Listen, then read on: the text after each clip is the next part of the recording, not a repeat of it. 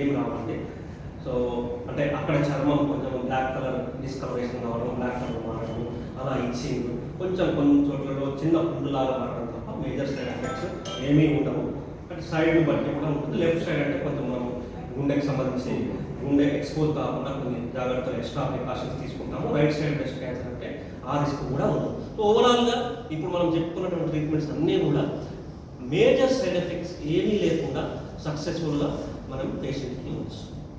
చిన్న స్థాయిలో ఉన్నప్పటికీ సో బేసికల్గా it depends on the type of cancer. అందుకొచ్చే చెప్పాను. ఫస్ట్ బేసిక్ టెస్ట్లు ఏంటంటే హార్మోన్ రిసెప్టార్ టెస్ట్ బేస్ మీద ఆధారపడుతుంది. సో సపోజ్ మీరు అడిగినట్టు చిన్న ట్యూమర్ అయినా HER2 పాజిటివ్ ట్యూమర్ అనుకోండి, మనము we have to treat aggressively. అంటే కీమోథెరపీయే కాదు, కీమోథెరపీతో పాటు టార్గెటెడ్ థెరపీ, మోనోక్లోనల్ యాంటీబాడీస్ కూడా ఇవ్వాల్సి ఉంటుంది. అలాగే ట్రిపుల్ నెగటివ్ బ్రెస్ట్ క్యాన్సర్ అంటాం. ట్యూమర్ సైజ్ చిన్నగా ఉన్నా కానీ ట్యూమర్ మళ్ళీ ఫాస్ట్గా తిరిగి రావడానికి అవకాశం ఉంటుంది కాబట్టి మళ్ళీ కీమోథెరపీ సిట్టింగ్స్ అవసరం పడతాయి. వేరే హార్మోన్ రిసెప్టార్ పాజిటివ్ డిసీజ్ అనుకోండి, మనకి సైజును బట్టి వేరే లక్షణాలను బట్టి ఈ పర్టికులర్ పేషెంట్కి కీమోథెరపీ అవసరమా లేదా అనేది డిసైడ్ చేస్తాం. అనేది ఎక్కువ కాలం యూజ్ చేయకూడదు. వారం నుంచి 10 రోజులు మ్యాక్సిమం 2 వారాలు యూజ్ చేస్తారు. ఎందుకంటే వాటికి చాలా సైడ్ ఎఫెక్ట్స్ ఉంటాయి. NSAID అంటారు, మనం డైక్లోఫెనాక్ అంటాం కదా, వాటి వల్ల గ్యాస్ట్రైటిస్ వస్తుంది, కిడ్నీ ప్రాబ్లమ్స్ వస్తాయి, వస్తుంది. ఆ మెడికేషన్స్ కూడా ఎప్పుడు టెంపరీగా ఉంటుంది.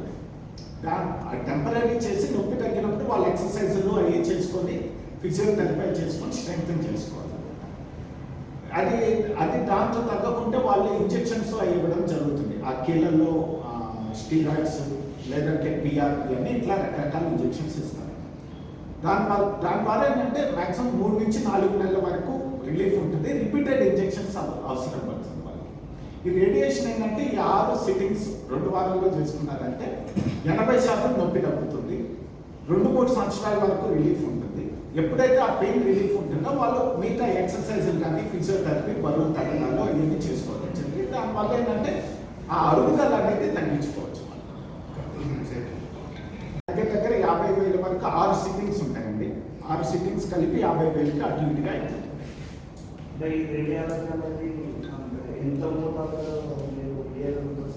చాలా మంచి క్వశ్చన్ అడిగారండి. ఇప్పుడు రేడియేషన్ మేము ఆ డోస్ ఇస్తున్నాం కదా, మామూలుగా క్యాన్సర్కి ఇచ్చే దాంట్లో 5వ వంతు ఇస్తాం.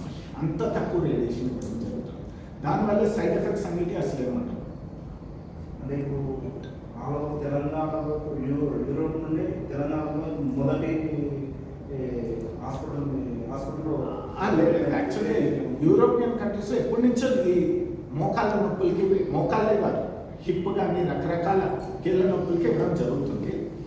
మన దగ్గర ఎందుకో అది ఇప్పుడే స్టార్ట్ అవుతుంది. మేము ఇప్పుడు ఇవ్వడం స్టార్ట్ చేస్తాం, రెగ్యులర్గా ఇస్తున్నాం అనమాట. ఎన్ని నిమిషాలు ఒకసారి రేడియేషన్ చేయడానికి? 5 నిమిషాలు. 5 నిమిషాల ట్రీట్మెంట్ రోజు మార్చి రోజు ఉంటుంది. 6 సిట్టింగ్స్ ఉంటాయి. అంటే 2 వారాల్లో ట్రీట్మెంట్ అయిపోతుంది. మళ్ళీ తర్వాత ఇలాంటి ప్రాబ్లం అంటే నొప్పి అనేది తగ్గుతుంది. యాక్చువల్గా మోకాళ్ళ నొప్పులకి రకరకాల కారణం ఉంటుంది. ఏంటంటే అది అరుగుదల. ఎందుకంటే అది ఒబేసిటీ ఎక్కువ బరువు వల్ల కావచ్చు, మజిల్ వీక్నెస్ వల్ల, వాటి వల్ల కావచ్చు అనమాట. ఎప్పుడైతే మనం రేడియేషన్ ఇవ్వడం ద్వారా వాళ్ళకి నొప్పి తగ్గుద్దో వాళ్ళు మిగతా ఎక్సర్సైజ్ చేయవచ్చు, మజిల్ స్ట్రెంగ్థనింగ్ చేసుకోవచ్చు, బరువు తగ్గవచ్చు. దాని ద్వారా ఏంటంటే అది చాలా కాలం పాటు వాళ్ళకి ఆ పెయిన్ రిలీఫ్ అనేది ఉంటుంది. అంటే మరి ఆర్థోపెడిక్ డాక్టర్